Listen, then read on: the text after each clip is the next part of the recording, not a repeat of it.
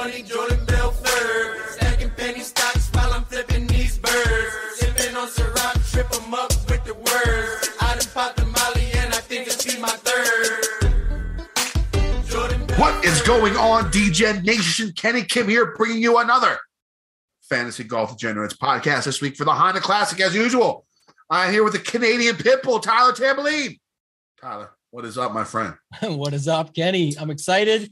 Going to be talking Honda. I wish we were there, of course. This is the spot we have in our hearts. The first time we ever met was at the Honda, Sung J.M., taking rocking the Honda gear right now. Yeah, I like that. I like that you kept that stuff. I remember the pro shop. I remember it was like $120. I'm fucking keeping it. That's part of the reason. Okay, I remember. I remember a few places with you on that trip, but we won't talk about that today. But yeah, before we get into it, we might never talk about that. We might never talk about that one, right? That's correct. That's correct. Before I get into it, I want to remind everyone very quickly, the show and podcast is brought to you and presented by DraftKings.com. Definitely have a special promo for you guys later. It's related to basketball right now with everything going on, coming back. See what happens with all the other sports, but that's a great offer. So tune in for that later. And then, of course, our friends over at fantasynational.com. Head on over to fantasynational.com/FGD. Get yourself 20% off your first payment, whatever plan you want to sign up for. Kenny, another great week. Joaquin, the Dream, Neiman gets the job done wire to wire at a tournament that Tiger's never even won, to come off the green at 18, get the handshake from Tiger, the trophy, etc. What are your thoughts on this tournament? The first 50 holes by Neiman, close to some of the best 50 holes ever played in golf. Yeah. I mean, if you really think about it, on this course, one of the most difficult courses on tour. And he was like 20 under or something like that after like 50 holes.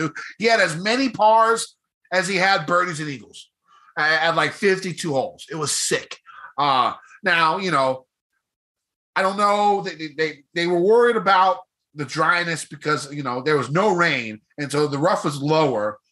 And I guess maybe the hailstorm on Tuesday really softened these places up for the first couple of days, I think is what happened. So it played a lot easier. I think like after the first 46, 50 holes or whatever, like 109, the best score ever combined for everyone was like 109 under par. This is a Justin Ray stat. And I think they were like double that. So it was like the highest, the lowest scoring week of all time at the Honda Classic. But it's only been like, 7, 8 guys that finished 15 under or above. So it wasn't like still a cakewalk, but still what he did was really impressive. The putting was unbelievable. I love the trajectory of Neiman's drive. I think that's perfect for the Open Championship. I don't know what his number is for the Open, but like that drive on 18, there was a little bit of pressure on him, right? He was like 2 down or 2 up, going on to 18, he bogeys young birdies, goes to a playoff. So it wasn't like completely over, right? And he hits this drive that's like 40 feet above the ground, just zooming. The trajectory was so beautiful. That tee game of his, and you saw it roll like 100 yards. If you can get like a baked out, Open Championship or something with a little bit of wind, I think he can win one of those. I think that's the major that I'm going to key on for Neiman when it comes through, because that tee shot is just so pretty. What you think of the event? Yeah, I loved it. I think you said it perfectly there. And funny enough, I just sent out a tweet before this because DraftKings has the live final coming back, and I sent the old details talking about Northern Trust, and everyone's flipping out because there isn't a Northern Trust, of course, this year. But it reminded me of that. Remember that tournament with DJ? He win it by 10 strokes or whatever, and the course was too easy. He's like, no, one guy played it incredible, and the rest did not. If you take away, Neiman 19, can't take away anything, but Morikawa 17, Young 17, and the rest were 14 under. It basically played to that, and then 3 guys played some incredible golf, Neiman being the one that did the most at the top. But Cameron Young, what a stud, right? It goes with the name. Someone had it today, stole the tagline, the Young Gun. Cameron Young, yeah, that's perfect. And then Morikawa doing what he does best, man, just grinding it out down the stretch, playing that A game. Missed that birdie on 18, but man, that the cheers and the roars coming in on 17 hadn't even shook up for a minute there. You could see it visibly where he's like, oh shit, I got to go get this thing done now. And so that was awesome just to see someone get back into the mix. He thought maybe it would be Hovland or JT, ends up being Morikawa, but Cameron Young played incredible. Neiman's golf, though, like you mentioned, was just top notch all the way. I know he shot that even par round on Sunday and had a little bit of struggle out of the gate, but that's to be expected. And it's hard to play that good of golf. Like you mentioned it, 19 under through 54 holes to then go and close it out with, like he did with even par. So I thought the event was good. It could have been better for me. I had a great week, but overall a solid week. Some of the other names up top, I mean, Mav bounced back. Scotty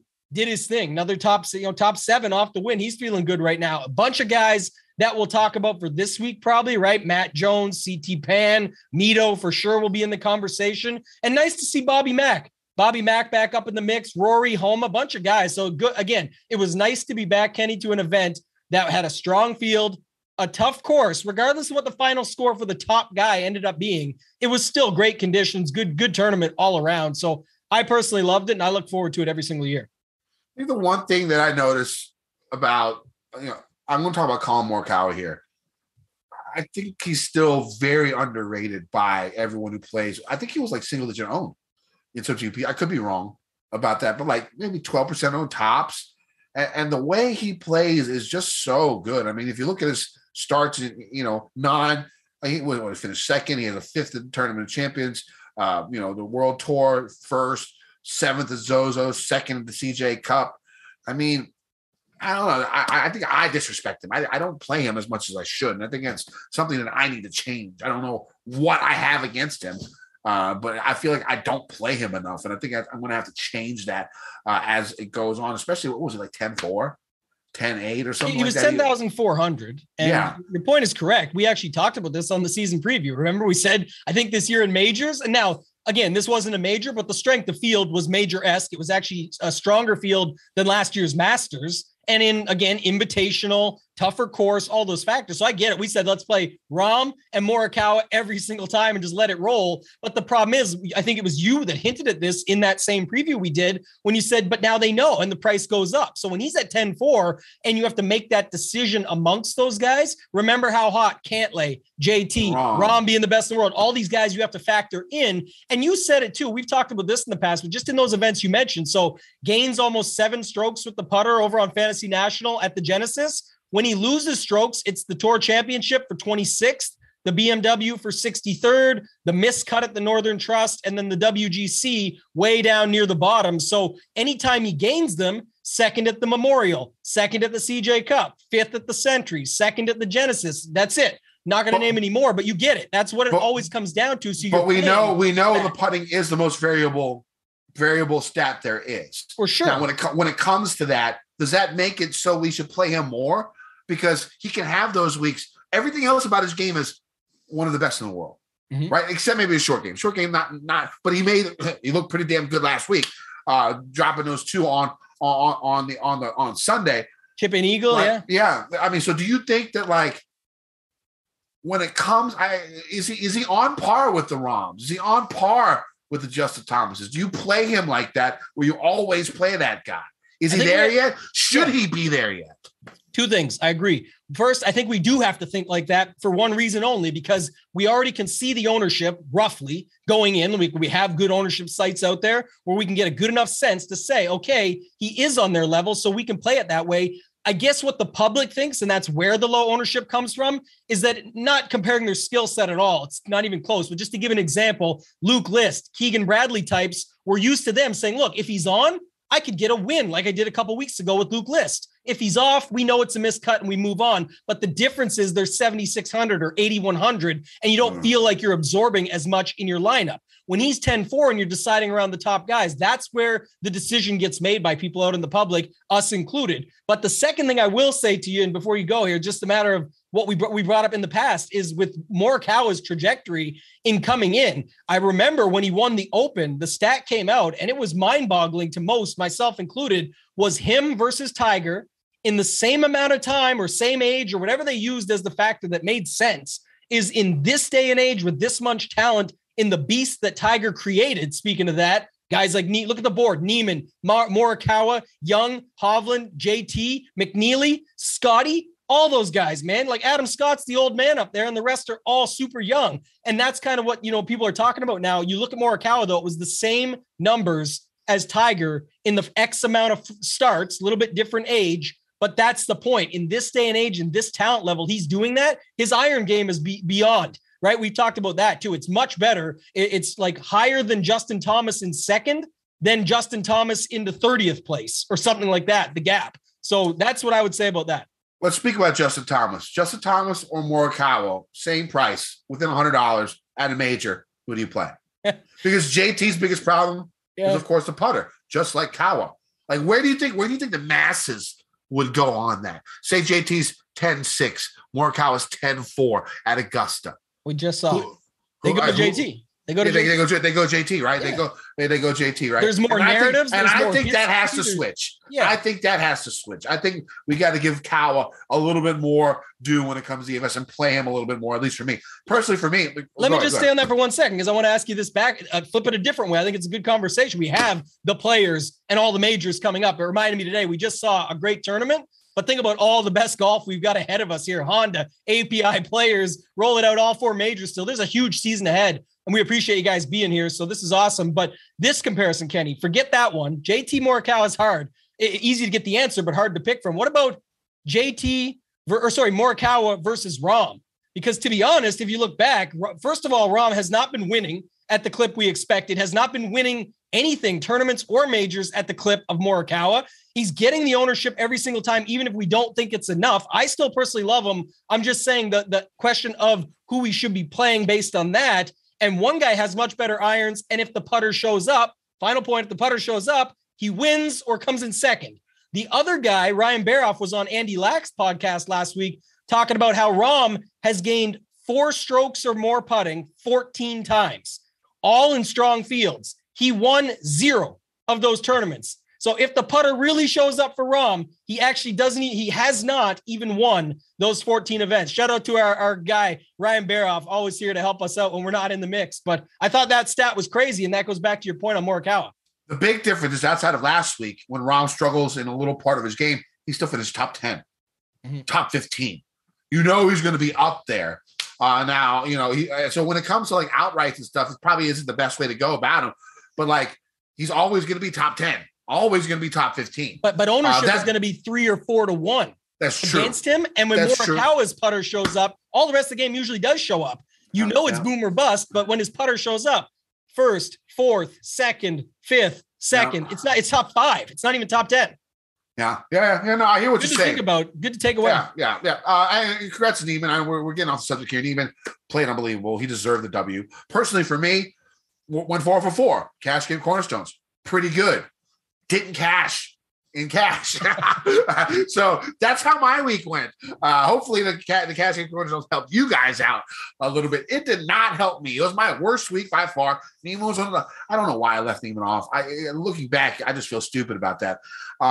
Now, when it comes down to it, what was he, 70 to 1, and I went Reed 90 to 1 instead. That was a huge mistake. I should have went Neiman. And I didn't. This is like, I think of the year, I think there's been 9 events. I think this is only the 3rd event where I didn't roster the winner. So I bet betting in DFS, I put in $600. Got back 60. Bad week. Okay. Bad week. But cash in cornerstones went 4 for 4. Hopefully you guys won some money. Hopefully we can get back on track this week. Anything else before we move on? Yeah, just in my week real quick, 8 spots from the Millie, and we just went through all that, so that's why I want to bring it up. But the difference is Rahm and McNeely in my lineup would be Morikawa and Neiman 1-2, and I would have won the tournament by millions of points and millions of dollars would be in my bank account. So unfortunate in that sense, but it was a good week. I got, one of the entries was off a ticket a couple weeks back at Pebble, managed to put it in, got in 9th place for $20K, so solid there. Overall in the week, it was like $12K. In profit, definitely a solid week all around. So I'm happy with that one and move on to the Honda. I'm excited. We did have a solid listener league winner though, and a big fan of the show. And then Gup had himself a pretty big week as well, right there in the number 2 spot. But I know he did a lot of damage with his money this week. He made more profit than me, I think, based on seeing the result with those numbers I just said on, and a bunch of tickets he got for the 22-22. So good on him. Yeah. Dan Kimball is the winner of our listener league this week. He is actually a Gups Corner member as well. So shout out to Dan Kimball. I think his Twitter is Danger from Ranger or something like that. If you want to give him a follow, at Dan Kimball, something at Dan Kimball 42. So nice little lineup by him, a nice little 1-2 showing from Gups Corner. I always love seeing that. Let's go over Dan's lineup here. I think it's him and his wife or his mistress or his daughter. I don't know. I can't really tell. You can never tell when it comes down to that. He had Xander, one of my cash game cornerstones, 21% owned, almost 80 points, finished in 13th. He had Rory, who was one of my favorite plays of the week, finished in 10th, 30% of the own, 30% owned, 78.5. Adam Scott, who I played as well, 111.5 points, 20% owned. Neiman, who I didn't play, and that cost me. He was 16% owned, not bad, by Degenerates, 133 points. Kokrak finished 26, 81 points, 8% owned. And he had Cameron Young, really, really nice pick by him, 6% owned, 114 points, finished in second. What'd you think? Yeah, very solid build. Using the approach that he did with the 2 9K guys, the 8K, 2 7s, and a 6.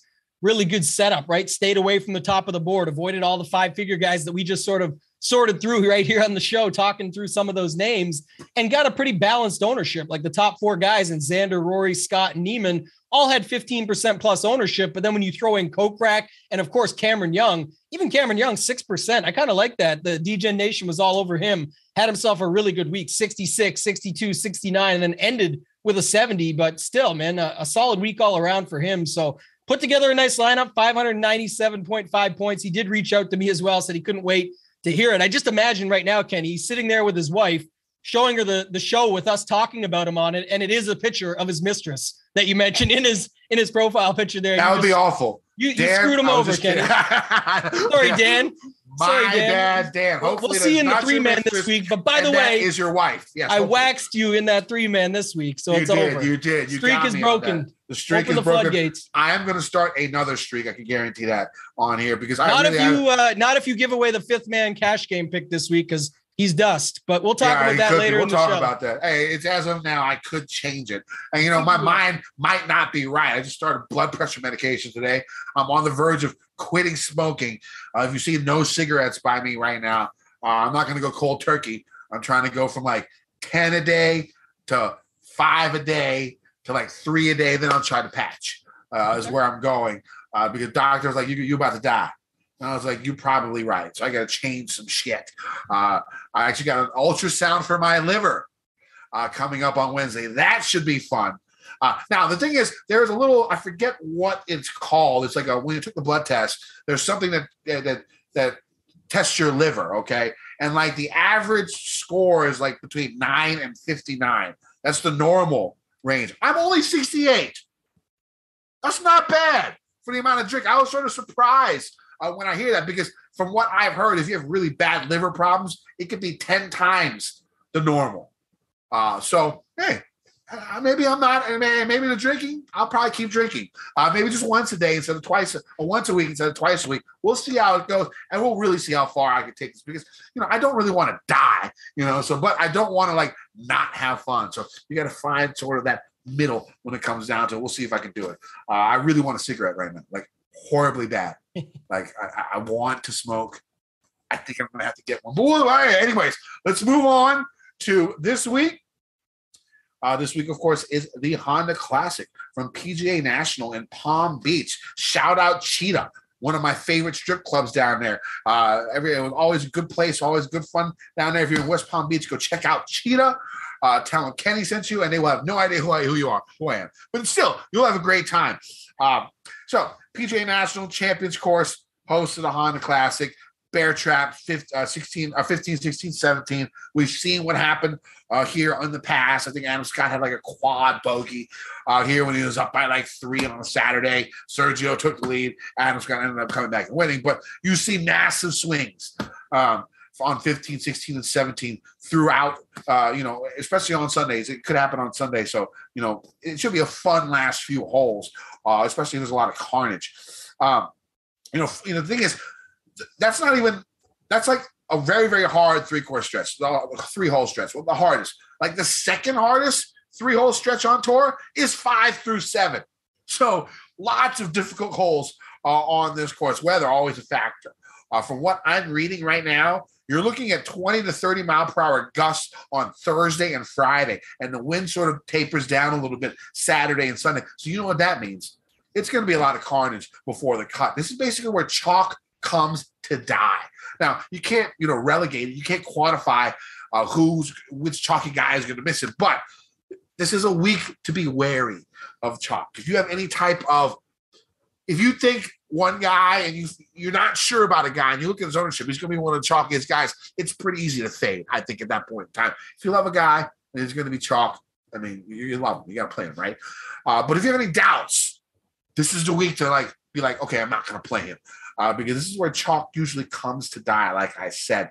From what I've read, not much rain over the last 6 weeks. I think Joe Iadon lives in the area, and he was saying it hasn't been that much rain in the area so far. Now it's supposed to rain tomorrow on Tuesday, so we'll see how that affects the course. But if it's like really fast and firm and windy, I mean, this is one of the toughest courses on tour. All right, the Champions Course at PGA National, 7,150-yard par 70, 2 par 5s, 4 par 3s. The 4 par 3s are some of the most difficult holes on the course, and the 2 par 5s are the 2 easiest holes on the course. Now, even though the course isn't significantly long, there are still 5 par 4s over 450 yards. I think all the par 3s are over 175 yards. The course plays even longer when you take into account the average driving distance, the average green and regulation percentage, and the average driving accuracy here, all below tour average. Okay? So, again, like you see, tough course to play. Off the tee, golfers will see average size fairways, lots of trouble if they miss water. Lots of water. Fairway bunkers. Let's see how thick the rough is going to be. If it's going to be as dry as they said it has been, maybe we see the rough cut down just a little bit more, but we'll have to see as the week goes on about that. Like I said, water everywhere. Since 2007, like over 1,000 balls have met their doom in the water during tournament play. With all the course defenses this week, you're going to see a lot of golfers go less than driver off the tee. Now on approaches, golfers will see Bermuda grass greens above average in size when it comes to actual square feet. But in reality, a lot of the greens are long from front to back, but extremely narrow in width, which makes hitting the greens very tough. Less than 60% of the greens are hit of approach shots or land on the greens at this event. You're going to see a ton of approaches from 175 to 200. Also, sand play, very important. A lot of holes will have like water on one side, bunker on the other side. Naturally, human instinct, you're going to probably aim for the bunker, and not hit it into the water. The greens elevated, contoured, surrounded by bunkers, water hazards, false fronts on almost every hole. Greens probably going to be firm. Stimp meter rating around 11.5. Couple of trends. This is from the Fantasy Grind, at the Fantasy Grind on Twitter. Jeff Ulrich, always a good person to look on to follow on Twitter. Some trends. 8 of the past 11 winners have finished 13th or better at PGA National in a previous year. 10 of the last 11 winners had made the cut at PGA National at least once. 4 of the last 5 winners have produced a top 10 finish or better on the West Coast already that season. 5 of the last 500 winners have produced a tie of 16th or better on the West Coast in the year of their win. So some stuff from Mr. Ulrich right there. Tambo, what are you looking for this week? Did you break it down to find out who fits that? I know. Yeah, see that? You know what? I love Jeff. I let you all do that. You all can do I know. that. I want to see. I wish somebody else would take it and just pull it up and say, so what that means is this. Here's your dudes. But a lot of good guys. I think you know who does that. PGA Tout. I think that's his name on Twitter. He's another good follow on there. Let me get his. Yeah, he's really good follow. John. Yeah. And then John, PGA Splits 101 is another guy that does that's an old roto grinders guy. Yeah. Weeds them out. So. At PGA Tout, John Hasselbauer. His article, really, really good. It comes out. I think comes out on Sundays right after the event. It goes over all the little trends and then does what Josh Culp did when he was up behind a paywall. I remember Josh Culp, Future of Fantasy, used to write those articles where he'd take everything down and go, this happened to the winner, and he'd label all the golfers that in the field that applies to, and then does another one and shortens. John does something like that, and I think Josh does too, but you got to pay. Yeah. Shadow Josh called. Please hook Kenny up with a free membership. He sounded really distressed there when he said, but behind a paywall though. Like, hey, I'm behind a paywall too, so I can't hate. Yeah, we got to make that money. We got to make that money. Sorry, buddy. Win some motherfucking money. That's right. So yeah, I mean, you mentioned a few of the things. We know what this course is. That's the good news. One thing, I'll just try and add a couple things. You said a lot of good things there, but like obviously the around the green, the scrambling is a big one. The approach shot in before that always, but just in general, for me, it comes down to a few things. One, not a place to get right. Not at all. It's an extremely tough course. You mentioned, I'll bring it up later around some of the, just an inverse on all the talk about the bear trap and Palmer and Knox, and, Knox is the best and Palmer's the worst. And I'll talk about that later when we get down to that range, but just, like you said, the 5 to 7 holes are tough. The entire course is tough. And that's why we see these high scores.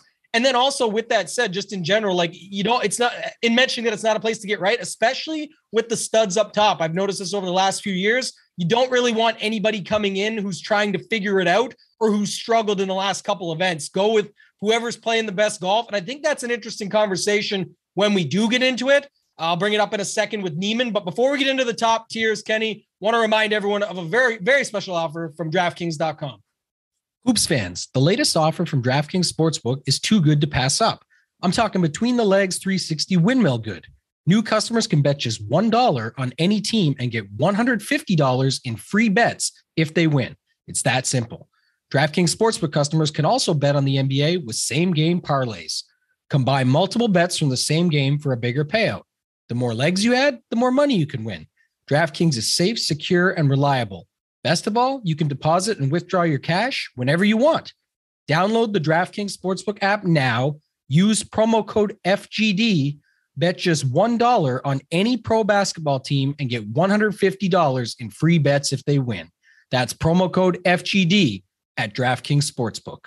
Must be 21 or older. Minimum age and location requirements vary by jurisdiction. See DraftKings.com/sportsbook for full list of requirements and state-specific responsible gaming resources. Void where prohibited. Minimum $5 deposit. Gambling problem? Call 1-800-GAMBLER. In Tennessee, call or text the TNREDLINE. That's 1-800-889-9789. In Connecticut, call 888-789-777 or visit ccpg.org/chat. In New York, call 877-8-HOPENY or text HOPENY or 467-369. All right, so let's get to these tiers. We have Koepka all the way to Sungjae. What are you doing here? I have no idea. It is tough. I do have a few thoughts on. I mentioned one before. I just, get your thought on this first, Kenny, before we roll through it completely, because I mentioned it before we had our sponsors ad, and I just wanted to talk about Neiman for a second because we just saw it. I just mentioned at the top of the show, Scheffler wins last week, comes into Genesis is not a place to get right either, really. And you think about that, he comes in, doesn't win it or anything, T7, but that carried over. And it wasn't that heavily owned, right? Being off the win from the week before. And we oftentimes see the winner from the week before that goes to a high price. So whether it's a JT or a DJ back in the day, Rahm, those guys, you don't see people go there as often. So what do you think people will do with Neiman at 10-6? That's my first question. I mean, I think him and Koepka might be the two lowest owned. I mean, I don't know. I think people are going to go to Usti and Im. I think they're going to play those top two guys. And, it makes sense. Im has been playing pretty decent. He's been doing okay. If you look at the way he's been playing here recently, I mean, it doesn't feel like he's been doing well, but 33rd, 6th, 11th, miscut 8th. And then you go back to the fall, 19th, 9th, 1st, 21st. I mean, he's been playing okay, not bad. And he's been a little bit, his iron game's been okay. He's been really good off the tee. Well, I guess more accuracy, maybe he's gained a little bit of distance. I'm not 100% sure. I'll have to look into that a little bit more. And his putter's been strong the last couple of weeks. Usti is, the number one guy in my model. He'll probably be the number one guy in most people's models this week. So I think people are going to go to them. And I have no problem with either one of those guys. I think Neiman. I don't know. What about Berger too? I mean, these three guys. There's so many. I think Neiman might actually. Neiman might actually. What happened to Scheffler last week? Neiman might be more owned than you think, even coming off a win. I think it's possible that happens because of the way he played last week. And again, not his first win. He's been there, done that before. So he could be a little bit more highly owned than we'd expect from someone who just won an event. Yeah, I could see it for sure. I think for me, this is my thoughts up top right now. I'm not going to stray away from him.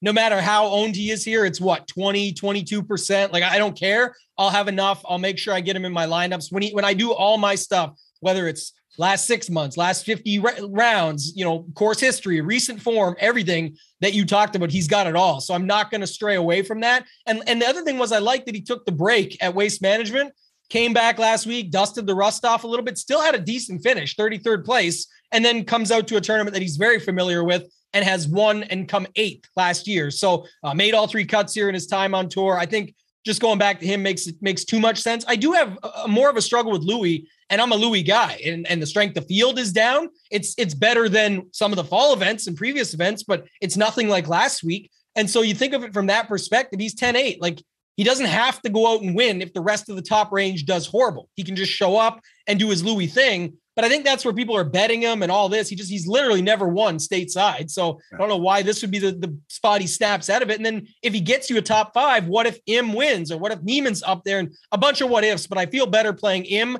and Neiman. I do agree with you. That's why I asked you first, but I wanted to get your thoughts. I think Neiman will get some ownership because people are over that now. They'll say, forget it. Look how good his game was. Look at the stats last week, came 25th here last year. Even before the win, he'd had decent results, recent form wise. So that's fine. They can go back there. I'll go to him too. The bigger question though is Berger. I'm not as high on Koepka, but Berger, man, he said he was 100%. And that's why I talk so much shit about that stuff, because I said, well, now what? Now he told you he's good. What do? People go and play him. He's supposed to be 100%. He burns them because you don't know. And maybe it wasn't even his back. The whole point is maybe he just didn't play good. So you play him or you don't. The reports mean nothing. But in this case, if nobody's going to play him, I think you got to give him a chance at 10-4. I think I'll give him some ownership here, but Im and Neiman would be my 2 favorites as of right now. I'm going to play Im. Koepka is intriguing because I think it's possible that he could be the lowest owned of the top 10 price guys in this field. Because he's coming off a missed cut. He's outside the top 25 in the world. He hasn't been really playing great, but this is Brooks. Now, is he going to be motivated to play? Who knows? You never know about that stuff. I would expect that he'd be motivated every week because of how poorly he's been playing. And he said he was embarrassed that he was, outside the top 25 in the world. It's intriguing. The one guy I'm definitely playing is Sungjae. He could possibly be the only guy in the 10K range that I am playing because I like the 9K range a lot. And I'll go with 2 of my first cash game cornerstones. Now, this event used to be the start of the European contingent that came over and started playing on the PGA Tour. This is where a lot of the Euros would come in and start playing. They've had success with the wind and the way that, the shortness of the course. I mean, maybe the water's a little bit much, but it has aspects of some courses that you would see on the European Tour, especially when it comes to weather and wind. So, I like the Euros a lot in this, and I'm going to start. Man, I don't know when the last time I ever had Tommy Fleetwood as a cash game cornerstone, but I think I'm going to start right now. The guy's been playing decent golf across the pond. I know he was in contention a couple of weeks ago in the Middle East, if I am not mistaken. And so, I think I'm going to go with Fleetwood here. A lot, like you said, a lot of the stats, he hasn't really played over here that long. So you can't, you can't really base everything on the stats, but you look, 8th, 12th, 48th in his last 3 events, one of them being a couple of them being on this side of the pond. And then he has a 3rd and a 4th here in the past in his 2 previous attempts. I mean, we were there when we saw him with Sungjae. He was in the group behind him and he just fell apart on Sunday when Sungjae ended up winning this event. But I'm going to go with Fleetwood here, and I'm going to go with Shane Lowry as well, who's coming off, 3 or 4 straight top 25s. And he has good hit, never missed a cut here. And again, when it comes to that wind, the lower ball flight, I think Lowry could do well here. I also like Horschel and Noren a lot for GPPs. So that's why, I could stray away from the 10K range. Horschel has just been playing well. And it's not that strong of a field. I mean, and I think he can perform and do well in this type of an event. A couple of things really good at bogey avoidance, good out of the sand, been hitting a lot of fairways, really good from 450 to 500 yards. I think he's top 10 in the field in par 4 efficiency from 450 to 500 in the last, I'd say, 50 rounds. I like Noren. He comes in seventh in my model this week. Really good from 175 to 200. A lot of sand saves, good from the sand, good bogey avoidance, good on longer par fours. We've seen him compete here and contend. I think the year Jamie Holmes took it from him a few years back. One guy I'm worried about that some people might be on would probably be Matthew Wolff. Every time I see Matthew Wolff on a course where the driver is taken out of your hand, I tend to worry about that just because, it is his strength. It is his numero uno skill that he has out there, how hard, how far he hits it. And that gives him that advantage. I think he loses that advantage just a little bit when it comes to this course. Keith Mitchell is going to be a favorite, really expensive. Are people going to play him? I don't know. I know Steve Bamford has him as a bet for this weekend, likes him a lot. So that leads me towards playing him this week, but he also has Matthew Wolff as a bet too. So we'll see how that goes. What do you think for this week in the 9K range? Yeah, dialing back a couple more thoughts. One is, like I said at the top when we were going through what I like for this course, like don't play guys that need to get right. Back aside, whether it's his back or not, just going back to the top for a second with Berger, probably not a good spot to get right. So that leaves Sungjae and Neiman. And I could go off Neiman coming off the win at 10-6 if he does get popular. So if people are going to go back to that, I could be aligned with you there and say just him. And the reason I bring it up is because, like you, I think this range is pretty interesting. So guys coming in like Fleetwood and Lowry, their form is from overseas or previous, like nothing that you would have seen lately, but these guys are playing well. Noren is playing well and has the perfect game for this course, sort of the grind it out around the green, do his thing, make par and move on, and then make a charge on Sunday and take it away. And then you can't spell Honda without Ho. So we got to go back. Remember the Ho train, Kenny? We got Horschel, Hostler, Howell, and now we got the new bunch with Højgaard and with Lee Hodges. So a couple other Hoes in the field. You could build the Ho train out again, but Billy Ho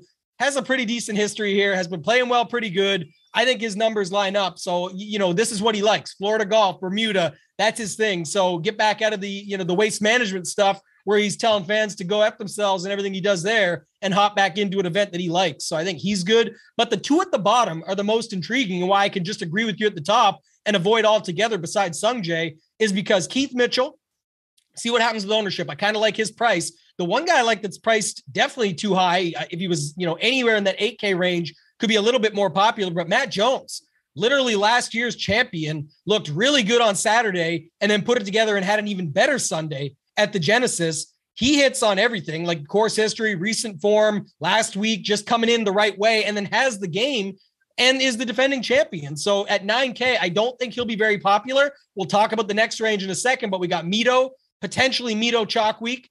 And then we got Mitchell, who, like you said, is right there, regardless of price. He really hits on all the models and the stats and the numbers. So I think Matt Jones will get squeezed out, whether he won last year or not. I don't think people will go back to him here as much. And if you avoided some of this upper range with Lowry, Noren, Horschel, Fleetwood, you could get a pretty unique lineup going with Sungjae, Matt Jones, the two most recent winners, and then just go down from there and stack it up, because there is less guys in the 6K this range this week overall as it is than what we've seen lately. And then also, I think less that you'll want to play. So Sungjae, Matt Jones to start a lineup would be pretty interesting. What do you think of the rest and anything else there that you like? Yeah, I mean, I'm probably going to your Matt Jones take makes a lot of sense to me. So I think I might move on, maybe play a little bit of Jones when it comes down to it. In the 8K range, I do have my third cash game cornerstone this week. It's going to be Jonathan Vegas. I think he's made 7 of his 8 cuts here, 4 of his last 5 on tour. Top 5 in both strokes gain approach and strokes gain tee to green in this field in the last 50 rounds. That sort of makes sense to me. I'm going to go ahead and use Vegas. I like the bottom half of this range a lot. Gary Woodland, a couple weeks ago, he played pretty well. Again, a guy who I just think is going to break out at some point in time. It's going to happen. The skill level of this guy is just too good. Former U.S. Open champion. I mean, I think it's just going to it's going to happen. He looks healthy. He's playing every week. We're hearing about withdrawals. Just get a little bit more playing time, a little bit more underneath him. And this type of field, I think he can do well. Bezuidenhout is, again, I roster him every week. And I think there's sometimes where I make a mistake and roster him on courses where I shouldn't. Now, this course, I think is a course where he should. Now, if you look at Bezuidenhout's finishes in this season, as he's been a full member on tour, let me bring it up here. And you look at the specific type of courses that he's done well on. You look. So he missed the cut of the Genesis, long, course, driver heavy course. He's probably one of the worst off the tee in this field. So, Pebble Beach finished 14th, shorter course, less than driver. Farmers Insurance, 46, long course, lots of driver. American Express, sort of in between. He finished 40th there, but then Sony, not too much driver. Less than driver course, 17th. He played Houston. There was a lot of driver in Houston, finished 98th. Mayakoba, less than driver course, finished 15th. You know what I'm saying? So I think this is a less than driver course. I think that's what you play Bezuidenhout at. You add in his elite short game out there. I think, really good from the bunkers. I like him a lot this week. And then Mac Hughes. You got to play Mac Hughes at this course. Any difficult type course, you play the Canadian.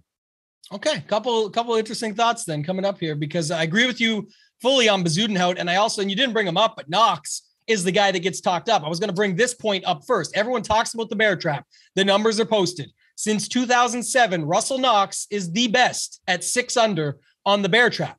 The worst is in the next range at 7,900, but we'll talk about it because he's right there, is Ryan Palmer. He's plus 60 on the bear trap in that same period of time. But let me tell you this. Last 5 years, Russell Knox, 4 out of 5 missed cuts with a best of 51st. Ryan Palmer, 4 out of 5 made cuts with some actual pretty decent results in there. I think it was a 17th and a 4th. And you said it at the top, Kenny. It's because that's the whole 3 holes everyone talks about. We know how tough they are down the stretch. We know about the pressure they pack when you're coming home trying to win a tournament. But these guys down in this price range don't necessarily have to win it for you at that price tag. And on top of it, the rest of the course is very hard as well. So I love the Bezuidenhout pivot off of Russell Knox. We always don't talk about this stuff 100%, but I just thinking out loud, if Knox gets ownership here, or it's somebody else, maybe it's Taylor Moore, who we'll talk about in a second at 7,900. I do like that. I wanted to bring that up. And then the other thing I wanted to bring up, I thought this one stood out to me today. We always say Mac Hughes. We tell the story. We were there last year with Feinberg, Mayo, everyone with Mac Hughes and his mom on 18. But we keep talking about him at these harder courses. He's missed 2 out of his last 5 cuts. They were Farmers and Genesis. The cuts he made and finished well were all birdie fests, like 20 under, 23 under, 19 under at these tournaments. So I don't know what's going on. And obviously he's good enough that he can just bounce back and make that work here. And maybe the good memories from last time or whenever he came second here a few years ago, 2 years ago, that he'll bounce back from that. But I could go to some other guys. I like Vegas with you. Love the course history, the recent form. I like Brian Harmon as a grinder in this range. And the last guy I want to ask you about was Aaron Wise. If you look at all the numbers, they come across pretty decent. Last week, he tried to show a little bit, but man, it's quite a leap of faith after how bad he was the couple weeks before his chalk. And then last week, he found his a putter, but he lost the approach game. Before that, he had the approach game with no putter. So which is it? Do you like Aaron Wise at all? I'm just not a Wise guy. Even though he pops in the model, I think he's 8th in my model. He'll probably be top 10 in everybody's model that comes out this week. I just can never get roster him. Maybe at like 6,500, but I think I would still play Hughes over him. All the stuff I just said, just pointing out facts on Mackenzie Hughes. Maybe, like you say, coming back here, he's got a decent history with the second place 2 years ago. I believe he was like 36th last year. So I could maybe go him. I don't think I can do the Wise experience again. I don't care about last week. It wasn't nothing spectacular. And I really like Vegas there. And while he'll be popular, there is those other guys we mentioned. I love the Bezuidenhout call, though, down at the bottom at 8K. Go ahead into the 7K range, at least top side. Who do you like? Yeah, I want to talk about this. It's a smaller range from 7,500 and up than normal, but Taylor Moore. This guy, I think he's going to pick up steam this week. If you look at the books, really respecting him. I think he's like 70 or 65 to 1, something like that, which is, whatever. And a couple decent results the last 2 times out. So I think he'll pick up some steam. Ryan Palmer's here. Ryan Palmer, I talked about his last 5 to compare against Knox. But even if you look back further than that, 8 of 9 made cuts here. Usually he plays pretty good in the wind and when it gets swirling. It just happens to be the bear trap that eats him up, but he somehow does good on all the rest of the holes. So I think he's interesting. CT Pan will get some love. Nikolai Højgaard. Look, people talk about Brooks and Chase this week, those brothers, but one's there because the other is there. This is a different case. These 2 brothers, top 120 in the world. Nikolai, who's we're talking about here, is actually top 75 in the world. He just picked up a win a couple weeks ago. Field strength wasn't the same, but he also came 4th the week before that when Kawa won, and it was a much tougher field. So he's definitely coming in with some form. And even if he picks up some ownership from the shows talking about him and stats and things like I'm mentioning, I don't think he picks up enough to where you're like, oh, I can't play that guy. So he definitely has the talent and the skills. I like Poulter as well right there. And then I definitely like Chris Kirk, even Michael Thompson to round it out. So there is pivots there if you need to find them. What do you like in this upper 7K range? Yeah, my final cash game cornerstone, CT Pan. This is where it got really tough for me to find out to go with my cash game cornerstone because there's not much I love down here in the 7 or 6K range. I'm going CT Pan, 9th last week. I think he had a 3rd place finish last time he was here. Really good. Tee to green, he's 15th in the field in the last 50 rounds. Been good around the greens, really good on longer par fours, fairly accurate off the tee, decent out of the sand. I'm going to go ahead and play CT Pan. So my 4 cash game cornerstones this week, they're going to be Tommy Fleetwood at 9,900, Shane Lowry at 9,400, Jonathan Vegas at 85, and CT Pan at 77. Still leaves 14.5 left. I'm contemplating going low in the 6K and maybe even going up to Bezinhout as my 5th guy. We'll see how he goes. Tambo's been making fun of him because I told him I was going to Bezinhout and Luke Donald as my final 2. Luke's been playing decent. We'll get to him here. Tambo's like, you're an idiot. It could be another Chaka call. I don't know. I'm not sure what I'm going to do with those last 2 spots yet, but those are my 4 cash game cornerstones. Up here, I think Højgaard's interesting. I like your Taylor Moore point of view. KH Lee is going to be popular. He pops in the model. A little bit worried that he's lost 10 strokes with his approaches in the last 2 events. That's worrisome. But when it comes to everything else other than approaches, he sort of fits this, and it becomes a grinder where you got to get it up and down. He's just okay around the green too. I'm not even sure I want to play my Korean guy there. Michael Thompson makes sense. Brendan Todd, he's made 3 of his last 4 cuts. Hits enough fairways. Good on long par 4s. I like Brendan Todd. I'm going to play him, which is weird because I never played Brendan Todd. But this is where we're at when it comes down to this event. If you go even lower, it gets even worse. I'm going to play Lucas Glover this week probably. Again, iron game is strong. Hits enough fairways. Decent from 175 to 200. Decent from 450 to 500 yards. So I think I'm going to play him. Sam Ryder's always intriguing to me just because, he scores so well. And at $7,200, and this is the type where, if he goes out early, has decent conditions, he can have a shit ton of birdies, but it'll also come with a shit ton of bogeys. That's just the way Sam Ryder is. The way he plays, especially, I like him on Sundays and shutdown a lot. He usually tends to ball out on Sundays with a ton of birdies. So when it comes to like DraftKings, I think he can make a decent play. If he makes the cut and gets all 4 rounds, I think he'll be up there in birdies because he has so many birdies. I think he's 5th in birdies or better gained in the field in the last 50 rounds. If he can make the cut, if he can play all 4 days, I think, you're going to get a good DFS score out of him. Anyone else? Who do you like in this bottom 7K range? I was just looking at a few other guys. So a couple that stood out to me. So Lucas Glover, like you mentioned, like him. Aaron Rye has been playing some pretty good golf. He's coming in decent. Garrick Higo last time out was pretty solid. So, he's coming into form, I think. I think that's who we want in this spot. And then the one I was debating, that's why I asked you about him earlier, but Charles Howell fits the Ho Train narrative, but missed the cut at the Phoenix Open. Before that, he rattled off 5 pretty decent results, and he pops here a little bit for me in the stats. So interesting talent level, but tough to say when there is other guys. I like Swafford down below, pretty spotty course history and recent form, but he did have a win recently, so you can't really say he's not in form. It's a really loaded range, so it's tough to say where else to go. And then I like your rider call, and even Nick Taylor down there at the bottom as well. Maybe some Alex Smalley, Adam Svensson, Danny Willett at the 7K range even. Not too much else for me there, and I don't love a bunch in the 6K range, but you can talk about any others in the 7K, and if not, we can hop down there. Yeah, 6K range, the guy that really pops for me is Mark Hubbard. Really good at avoiding bogeys. Good from 175 to 200, especially on par 3s. You're going to have all the par 3s above 175 yards. Really good from the bunker, really good around the green, pretty good with his approaches. I think for $6,900, not a bad play.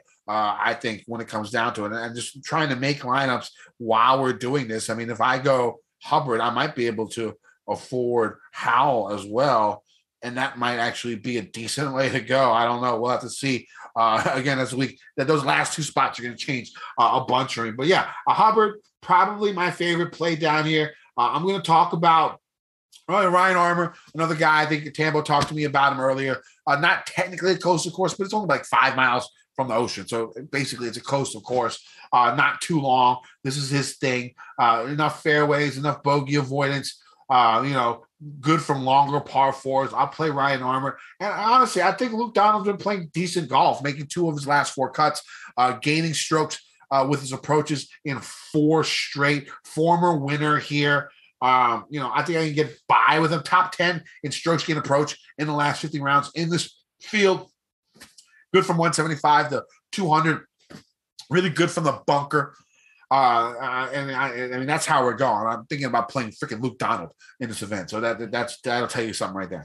Right off the rails with that one. But you know what? Like, I look at it too in Fantasy National. I looked at it before I came on and still said that to you pre-show. But like, it's decent, but it's just what are you expecting, right? Anything could happen. But I think even what about your guy Harry Higgs? He's 6,700. He's holing everything out. He's playing some pretty good golf lately, man. That's a guy right Making there. Cuts Ryan on a Armour. number with Eagle and shit like that. Yeah, I like that. Yeah, JT Poston. Yeah. And then, I don't love much on there. I'm with you on the Hubbard call, 46th and 11th here the last 2 years. Some won't follow this. We didn't talk about this off the top. Remember the week when Varner won overseas? We wanted to talk about that. We didn't talk about Benny on getting the W over on the Corn Ferry Tour, man, doing his thing. That was big. Very happy to see that. The guy's incredible. Just awesome to see him and his wife embrace after the fact. And he's such a happy guy, but it was like, he wasn't like going crazy or any super celebration. It's almost what you love to see in a guy like that, where he knows he's supposed to be there getting this done. It just didn't work yet on the PGA Tour. He's had his chances. I thought it was sort of baller when he did the interview with his wife in the car and then zoomed out and you see he's rocking the Lambo. I thought that was pretty swagalicious right there. I like that. I like Benny. I like Benny. Yeah. Interestingly enough, though, Mark Hubbard 6th at that tournament. So he was back there doing his thing, and he's still coming in otherwise pretty good form, pretty good numbers, putts better on Bermuda, has the upside if he makes the cut. It's 6,900. It's not like you're going too far off the beaten path from 7K range if you're just dropping down $100. So I like him. Neesmith, 36th and 38th here the last 2 years, only time he's played it. 55th at the Genesis, but solid stats all week and really solid stats closing it out. And then the sort of 3 off the board plays for me. I mentioned Poston maybe, so 2 off the board plays, but Kramer Hickok and Austin Smotherman. Played Austin Smotherman last time out, came through for me. So I'll go back to a couple guys there. Not too much else in this range that I like, Kenny. You want any Chase Koepka? He's down there, 30th last year when he played here. So all the shit being talked about him playing because of his brother, he got 30th here last year, beat a lot of guys that were decent years before him. Well, didn't Brooks miss the cut? So he beat his brother? I'm not sure. I don't remember. I think that was a different tournament because I don't think Brooks played here last year, but it was at a different tournament where he ended up being the better Koepka. Yes, that is correct. No. All right, so let's get the bets for this week. I mean, basically, I hate every single one of my bets. Yeah. So, this is going to be fun. Right now, I have Alex Noren, 35-1. Bazita Hoot, 50-1. Woodland, 65-1. Pan, 70-1. A Ryder, 140-1. So I might throw a couple more bombs out there. We'll see how it goes on my final betting card, but that's what I got. I like your rider number. I looked at him. I didn't bet him, but I saw it was 125 today. So that's nice that you got 140. Some of my numbers are gone, but you know me, I don't put as much into this as I do into daily fantasy. So I like going with the community a little bit more. I like to hit when everybody else does. So Billy Horschel, 28-1. Mito, 55. I think others got him at 60, but a lot of people are on him. I'm going to take that route and maybe not even play him in DFS. Like I said, I think there's some good pivots right there in that range. CT Pan, 80. Poulter, 90. Aaron Rye, 110. And then my guy, Austin Smotherman, 200. Taking a long shot. Maybe he's this year's Haggy, who I believe came second last year. And you get that out of Smotherman. Young has been doing his thing lately. Cameron Young, maybe Smotherman does his job here. And at 200-1 with the top 5 each way, I'll definitely take a shot. All my guys over 50, including Mito, are with the top 5 each way. Yeah, I like Rye, 101. I'm down. I'm with you. I just added that myself. All right, so one and done. I'm going Sungjae or Fleetwood. 2 of the guys I had here, I said you could add Louis if you don't want to play him at the 10-8 price tag on DraftKings, maybe, or bet him at the number, maybe get a little sweat out of him that way. And then Horschel, of course, I got a feeling it's going to be a good Horschel week. we'll see what happens. Like I said, you can't spell Honda without Ho. So I like Billy Ho this week, and we're always keen to hop aboard the Ho train. You talked about Cheetah earlier on. No sponsor this week from them, but maybe in the future, right? I don't need to be a sponsor. Just let me in and let me sit at the VIP every time I walked in, which they let me do. When I went that 1 year, which is always great. One thing before we head off, make sure to bet for the Custody Awards. I did a show with a couple of guys and Pat going over all of the Custody Awards. It is pretty funny. You can see me. I listened to it on the podcast, and you can audibly hear me going from sober to hammered throughout the whole podcast. So it's a fun listen. Go check that out. You can find me on Twitter at KendoVT. Find my article on gupscorner.com. Should be out here shortly. Use promo code Kenny. Save yourself, I think, 20 or 30% on a membership. I forget which one it was. I think maybe it's 30% on a sub. 7-day risk-free trial. If you don't like it, you can just cancel and move on, but you're gonna like it. Lots of cool stuff, lots of great tools. Check out gupscorner.com. Yeah, huge week for Gups Corner. Shout out again to Gup. You mentioned had a big week. We had a pretty big week over at Run Pure Sports as well. So I got to put my stuff out there. Hoop took down the 888 for 100K himself. I got the 20K ninth in the Mega Milli 44-44. And then Big T took third in the round 4 showdown. So amongst many others, it was a good week for everyone providing the information. So if you haven't checked out Run Pure Sports, go ahead. You know what comes to Big T? I can't. Whenever I picture him, I just see Kenny Powers. Like yeah. I don't even want to know what he really looks like because I feel like it'll be disappointing. You know what I'm saying? He's out there, but he does a good job with the hashtag on brand, much like you do. I'm not sure if you saw it today. There was some DFS open pictures floating around, and I said I need the video of Kenny going crazy for Sungjae. And I said I don't have the video. I tweeted out, but I do have the picture. And sure enough, in the bottom right corner of you going crazy is the Crown Royal bottle, as to be expected. So love to see that. But like I was saying, runpuresports.com. Check us out. We got a promo code DEGEN50, DEGEN50. Get yourself 50% off your first month. Check out everything we got going on over there. I do the Wednesday premium show, and we do a round 4 showdown show as well, which is pretty exciting going forward. So that's good. Find me on Twitter at Totag and Tambo. Of course, other than that, that's all I got this week, Kenny. Good luck to everybody. All right, not the best field, but these are the type of events where you find those diamonds in the rough and try to win that motherfucking money. DGen Nation. That was pretty weak, but that's how I'm going to end it this week. I had to quit smoking, so that's just what you're going to deal with.